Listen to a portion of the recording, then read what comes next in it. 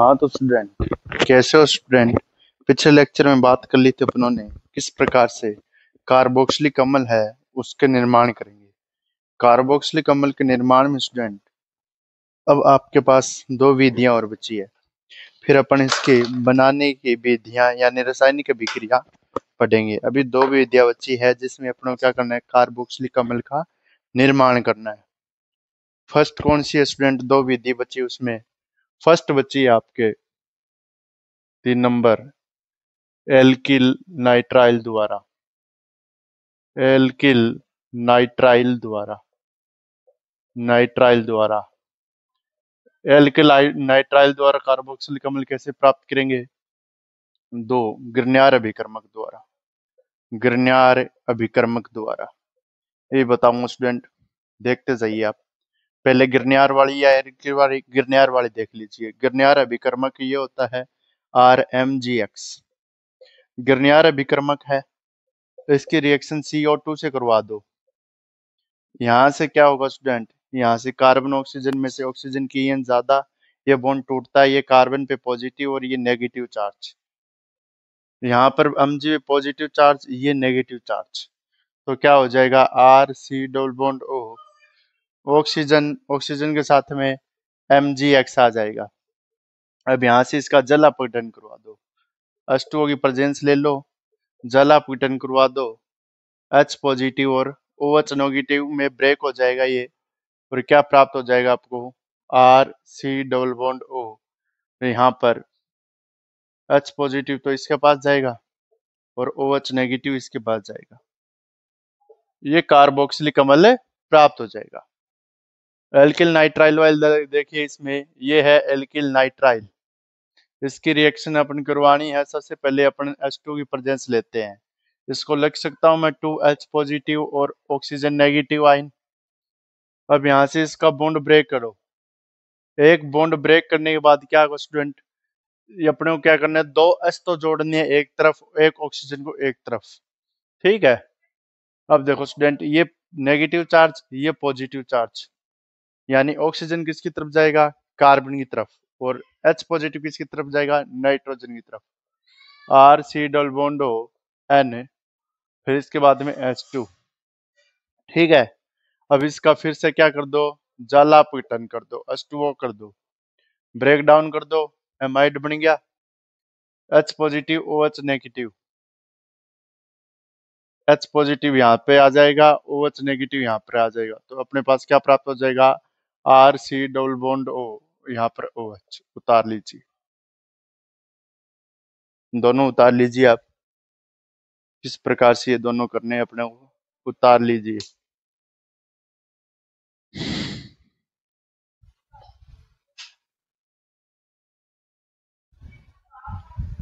उतार लिया? क्लियर है स्टूडेंट? उतार लीजिए। इसके बाद में अपन पढ़ेंगे स्टूडेंट कार्बोक्सिलिक अम्ल की रासायनिक अभिक्रियाएं। कार्बोक्सिलिक अम्ल की रासायनिक अभिक्रियाएं। कार्बोक्सिलिक अम्ल की रासायनिक अभिक्रियाएं, हेडिंग डालिए, कार्बोक्सिलिक अम्ल की रासायनिक अभिक्रियाएं।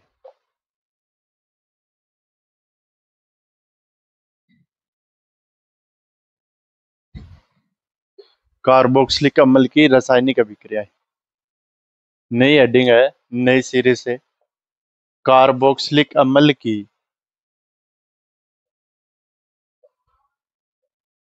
रासायनिक अभिक्रियाएं।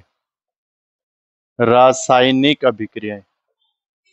अब रासायनिक अभिक्रिया में स्टूडेंट पहली अभिक्रिया आती है आपके, मैं बता देता हूँ इसमें कौन कौन सी होगी। एक होगी hello Pollard Zelensky. Hello Pollard Zelensky. एक तो ये होगी हेल पोलार्ड जेलेंस्की। एक होगी आपके इसमें क्षार व धातु के साथ अभिक्रिया। क्षार व धातु के साथ अभिक्रिया पहली कौन सी है आपके? Hello Pollard Zelensky. इसमें देखिए क्या होता है स्टूडेंट, अल्फा H प्रेजेंट होता है, अल्फा H प्रेजेंट होना चाहिए इसके लिए। एल पोलर जलेंस की करवाते हैं स्टूडेंट। देखिए यहाँ पर अल्फा एच कार्बोक्सिलिक ग्रुप है, कार्बोक्सिलिक ग्रुप है, इससे जुड़ा डायरेक्ट कार्बन अल्फा और उससे जुड़ा एच अल्फा एच। यहाँ पर अपन प्रेजेंस लेते हैं। अब जब इसको गर्म करते हैं लाल X2 के रूम में लेते हैं, इसमें X2 बराबर क्या हो सकता है, Cl2 हो सकता है या Br2 हो सकता है, X बराबर Cl या Br हो सकता है। लाल फॉस्फोरस, फास्फोरस की प्रेजेंस में रिएक्शन करवाते हैं तथा ये रिएक्शन अल्फा एच होगा तभी प्रेजेंस होगी। तो ये क्या करेगा स्टूडेंट, ये एच है इसको खींच ले जाएगा एक Cl, तो यहाँ पर Cl खींचेगा तो HCl बाहर निकल जाएगा, 2 Cl है ये, और एक Cl तो HCl के रूप में बाहर निकल गया, एक HCl इसके साथ जुड़ जाएगा, RCH CH C double bond O Cl। अब इसका नाम क्या हो जाएगा स्टूडेंट, इसका नाम क्या हो जाएगा स्टूडेंट, ये तो कार्बोक्सिलिक ग्रुप है, ये कार्बोक्सिलिक ग्रुप है 1 2 और 3, 1 2 और 3, 1 पे है तो कार्बोक्सिलिक अम्ल, इसका क्या लगता है ओइक अम्ल, तो अपन क्या कहेंगे 2 क्लोरो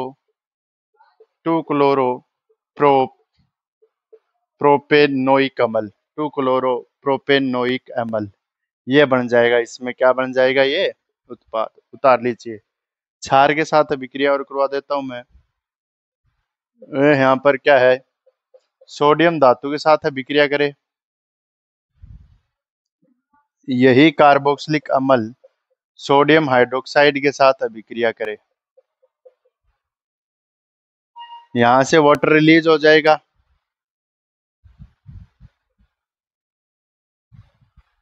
और बनेगा क्या RC डबल बॉन्ड O, यहाँ पर O फिर Na, सोडियम एसीटेट बोलते हैं इसको। एसीटेट कहाँ से आएगा, कार्बोक्सिलेट, ये एसीटेट। अब ये देखिए स्टूडेंट, यहाँ पर क्या होगा, वही क्रिया होगी जो वहां पर हुई थी पहले, पर भी क्या हो जाएगा स्टूडेंट, ये N इसके साथ जुड़ जाएगा, ये H का बॉन्ड ब्रेक हो जाएगा, तो अपने पास क्या होता है RC डबल बॉन्ड O, यहाँ पर ये भी यही बनता है स्टूडेंट, साथ में हाफ H2, इसका मतलब है आपके जो हाइड्रोजन गैस थी वो क्या होगी, रिलीज होगी, ये और उतार लीजिए।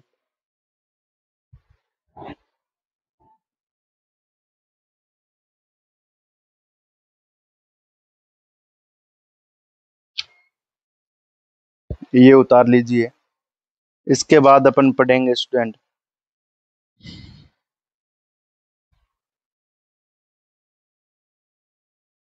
कार्बोक्सिलिक, ये उतार लिया। अब इसके बाद देखिए जो आपको करना है और जो मैं करवा रहा हूँ स्टूडेंट, अब कार्बोक्सिलिक अम्ल की केमिस्ट्री, ठीक है, कार्बोक्सिलिक अम्ल की केमिस्ट्री मतलब ये है,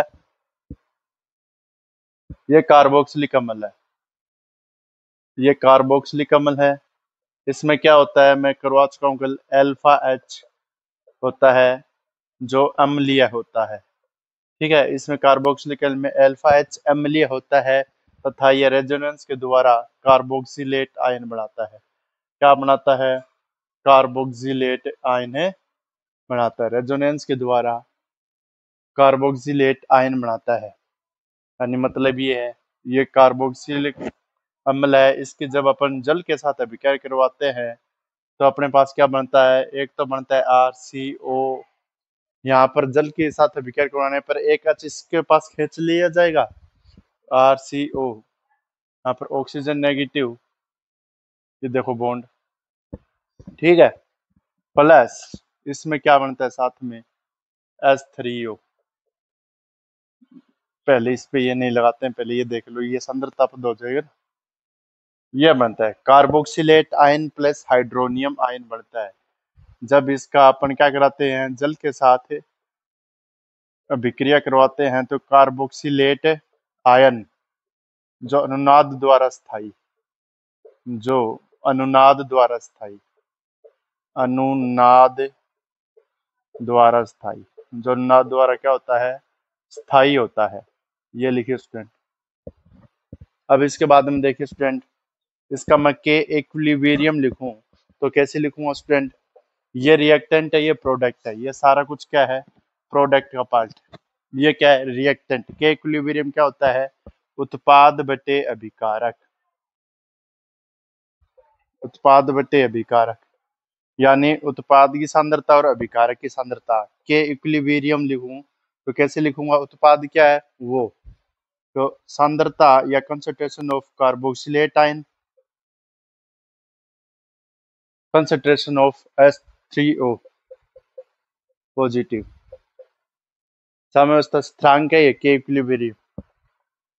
साम्यावस्था स्थिरांक, साम्यावस्था स्थिरांक क्या है ये? साम्यावस्था स्थिरांक।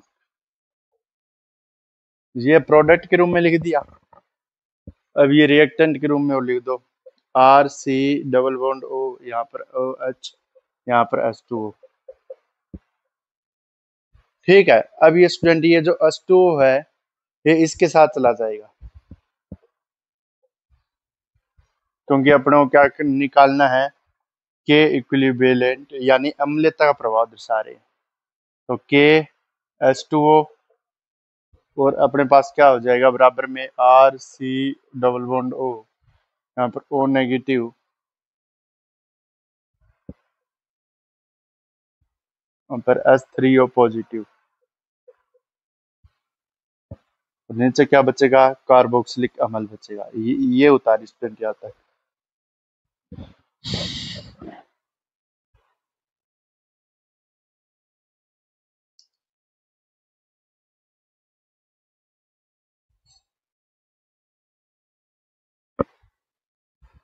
ठीक है।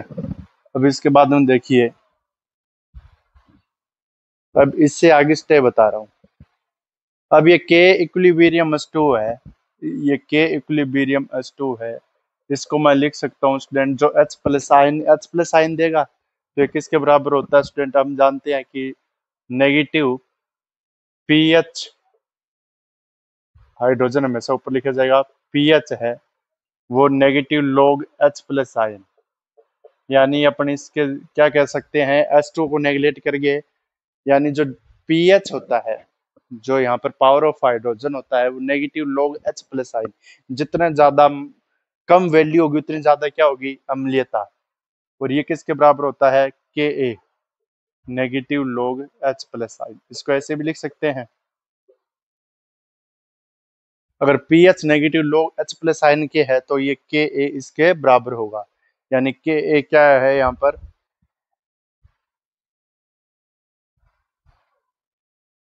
अभी ये यहाँ लिख रहा हूं, के ए अम्लीय वियोजन स्थिरांक, अम्लीय वियोजन स्थिरांक, अम्लीय वियोजन स्थिरांक है के ए। यानी इसको एक नंबर समीकरण दे देता हूँ। समीकरण 1 से पता चलता है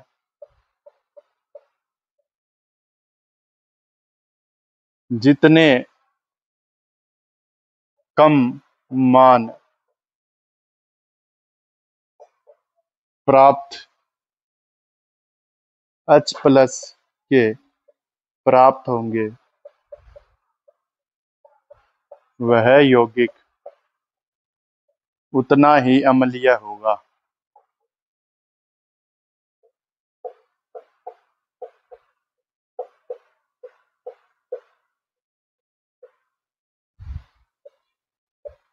वह यौगिक उतना ही अम्लीय होगा। इसको उतार लीजिए, जितने प्राप्त होंगे वह यौगिक उतना ही अम्लीय होगा।